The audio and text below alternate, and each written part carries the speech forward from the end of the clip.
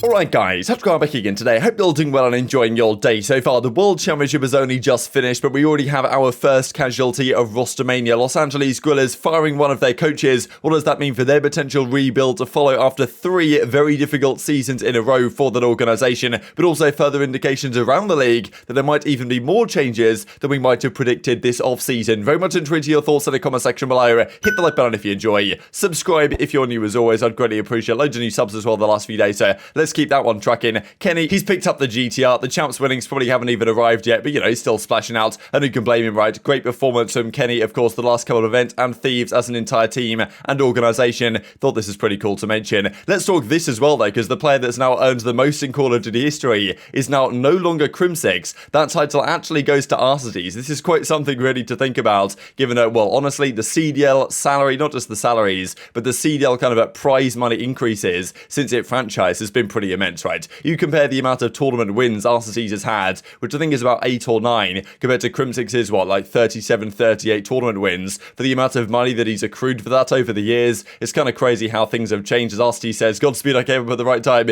Inflation W, like not just inflation, but also just CDL prize inflation compared to what the players were competing for back in the day. This is the list as I can see it. I believe 15th actually belongs to Bance, but on the list you can find on the COD Gamepedia site, it doesn't, you can only go for one region or another. So 15th is Bance. I believe aBeZy, despite being a 2-time world champion, is down in like 25th on this list. So it's kind of crazy to think about that. But yes, the top 4, well, 4 of the top 6 are FaZe players now. And I do wonder how long it might be until the top 4 is just Atlanta FaZe. Like, I mean, Cellium is about 300 grand behind Crimsix. Like, that could be overturned in a single season if FaZe have another dominant one. So yeah, that's something to think about, right? But Arcitys now, with $1.36 million prize money earned, is above Crimsix all time. I think on some lists, Crimsix is at like 1.4 mil because of maybe some Warzone earnings, but I believe in terms of just competitive Call of Duty earnings, this is what the list looks like now. And I thought the online bit was kind of funny, right? Because some of these guys, obviously, during Modern Warfare earned quite a lot online, but Octane and Karma, right? Like, they earned barely anything at all, right? I'm not sure this includes the bounty match, because Los Angeles Thieves did win one bounty match, but honestly, it probably does, and that's given him the 2.5k. I guess it would be 2,500, because the 10k divided by 4, plus, I guess, another 2k that he won alongside Karma back in the day in Modern Warfare, right? So yeah, so definitely LAN players, these lots. But even like the likes of JCap, right, who made 3 World Championship Grand Finals, he's only here in 14th, so just shows how over time the prize money has inflated. So to some degree, you've got to think like pre-CDL, post-CDL in this kind of situation, but it's probably not going to be that long until it's all the 4 FaZe guys on the top of this list. But RC is now officially the winningest player in terms of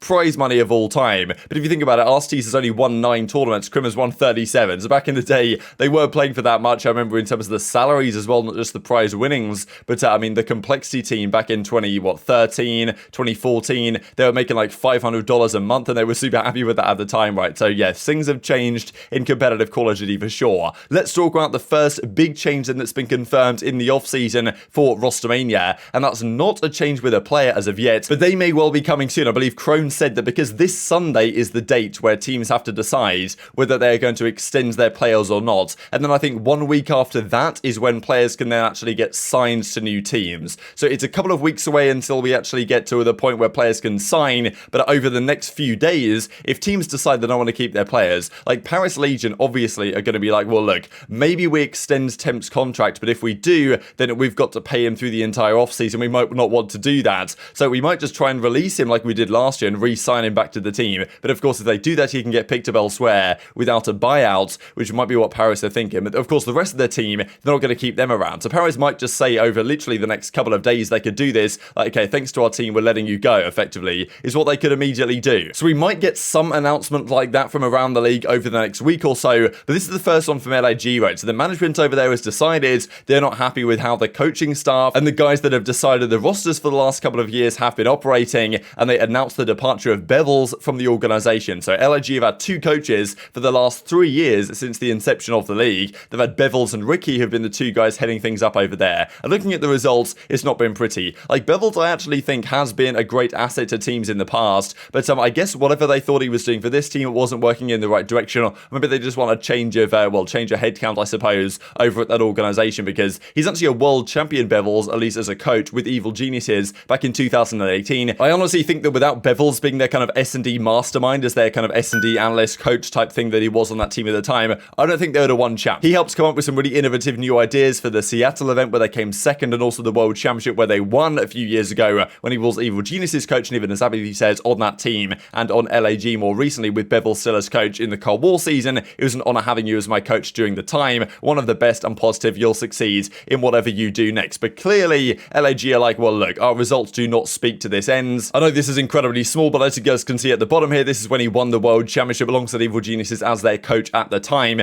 But since then, in Black Ops 4, when he was on Envy, that didn't go so well. And then since then, of course, on Los Angeles Guerrillas, look how bad these results are for LAG. Like, this is the thing, right? When they won Major 2 this year, I was like, okay, wow, they won Major 2, that was impressive. But when Seattle won Major 3, I felt like there'd actually been a turning point for the franchise, right? Like, when Seattle won Major 3, it was like, okay, wow, look, they're investing in young players, they're building a good system behind the scenes. Like, they actually have turned a corner as a franchise from, well, one of the laughingstock teams of the league for the first 2 seasons into being an actual contender. When Guerrillas won Major 2, I was like, it doesn't feel like anything has changed. They're still building the rosters in a similar way. They're still putting theoretically talented players that should do well together, and then it's not really working out. And they've done that for, you know, plenty of years. I mean, the Cold War season especially was an absolute travesty because there's no way that Apathy, Assault, Silly, and Vivid was ever going to work. Just reforming the World War II World Championship winning team at -X plus Vivid. Like, it was just a terrible idea. And even the other changes they made for the rest of that season were also terrible. Like, look at the results here. Like, even in Modern Warfare, they just kept coming 8th. And this isn't 8th out of 12th. This is 8th out of 8 because there was only 8 teams going to these home series. They got a 4th at Minnesota. And then in Cold War, they didn't win, like, barely any prize money at all. Like 10th, 12th, 10th, every single event. And then this year, 12th, won the major and then failed to make the World Championship, right? Like, that's got to be the biggest indictment of the team, is that despite the 65 points they accrued for that one tournament victory, like by winning every single search and destroy and just going God mode in that game mode for the entire weekend, they still can't even make champs, right? They do win a few series at the ends, but the results with Bevils on the team in LAG have just been absolutely terrible. So this is probably the first time we've seen in quite some time, maybe since I guess Nubsy was let go by Seattle Surge a couple of years ago. But like, this is one of the first times that we've seen in Call of Duty, at least the Call of Duty League, that the management staff, Bevils and, well, Ricky not yet, but maybe they're just going to get rid of Bevils. But obviously he's had some indication for the team in terms of how they've built their rosters. They've decided they're not happy with it and they're going to release him, right? So yes, probably one of the first indications we might see more of this as well, of actual management staff getting fired for building bad rosters over many years. And I wouldn't be surprised to see more to come on this end as well going forward. Now, of course, what this does mean is, what is the potential for Los Angeles Guerrillas when they build their new team? Is Ricky going to stay? Is he going to be the one with the ideas? Are they going to bring a new guy in? Because Slasher has not tweeted since the 12th of July. It's been like a month since Slasher actually tweeted anything. After failing to make the World Championship at Major 4, he's been complete radio silence. And I wonder what this could potentially mean. Maybe he's working behind the scenes to try and figure out what they might do, and maybe masterminding the fact that, yeah, Bevils, this guy wasn't it this year, he's going to go. But I just think Bevils can be a good S&D analyst elsewhere, because he did mention on Twitter, Bevils, that like he wants to go to another team and be an S&D focused guy, which is where he thinks he provides the most value. So it's not 100% clear why they got rid of him, but it does seem like the team didn't perform. They're going to get rid of some of the coaching stuff in the team and build a new team around that, right? These are the team options they have. Guerrillas have many options what they might do. One of the interesting players of the offseason, because they've got so many talented players theoretically on their team,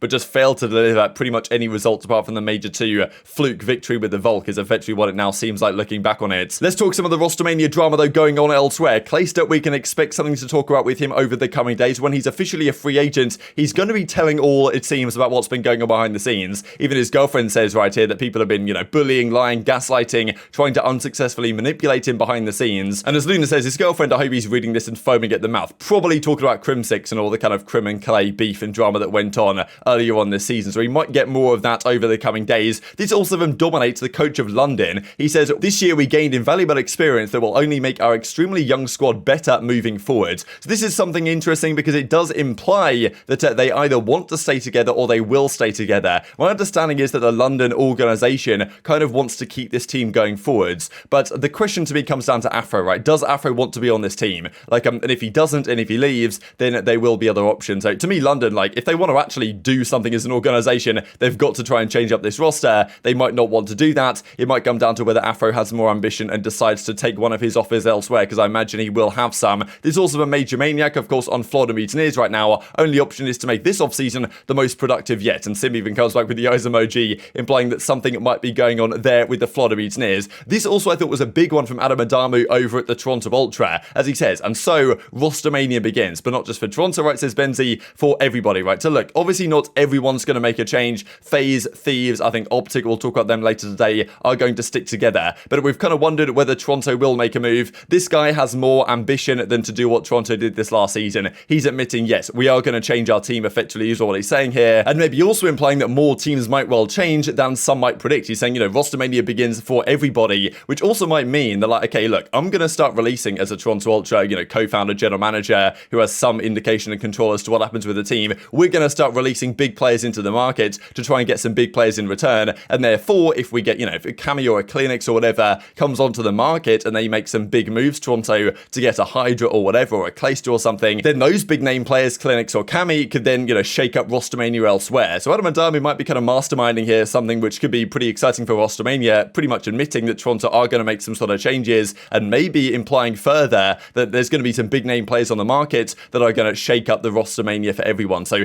definitely one to keep your eyes on, but that was a question mark to me whether Toronto would change. Certainly seems like based on this, they are pretty much 100% going to change. Now this wasn't the tweet I wanted to mention about Methodz, unfortunately. He did a tweet which I should have expected to get deleted, to be honest, and screenshotted it or put it in a Discord or something, and I can't find it anymore, unfortunately. I have no record of it existing. But I'm pretty sure Methodz tweeted something to the effect of, even at Disneyland, it's not stress-free, or something like that, kind of implying that he's away right now, and still there's already Rostermania stuff happening over there, potentially with the Boston breach. So I can't guarantee that, take it with a grain of salt, but I think that's what happens. And to be honest, it wouldn't be surprising, because if there are two positions where Boston might be looking to upgrade, more so than their SMGs, it's probably TJ and Methodz spots that might be the most in doubt on that roster. So plenty going on. This also from Adam Assault, of course. It does seem like the Toronto Ultra Academy North America team from Challengers will be splitting up. He says now the Champs is over, he's a free agent going into the new season. Definitely an AR that could be on the cusp of actually getting back into the league. Has been a great AR in the league before. Obviously this year it didn't happen for him, but I do think there's a possibility that an organization gives Assault a go again next year, because there are some AR spots out there that certainly could be up for grabs. This was kind of spicy, I thought, as well, just because Zinx comes in the replies and said it's a whole different perspective from just watching you to actually competing against you. Definitely deserve a spot in the league next year. And then Decimate's just like laughing. So I'm not sure if he's laughing at Zinx or if he's laughing at Assault, but definitely thought I'd keep an eye on this one, because it could be a little bit spicy at the very least. These also from Slacked, we saw, of course, recently from Parasite, right? And that's actually another thing to mention that I didn't say, that if Bevils is going to be gone as kind of one of their, well, S&D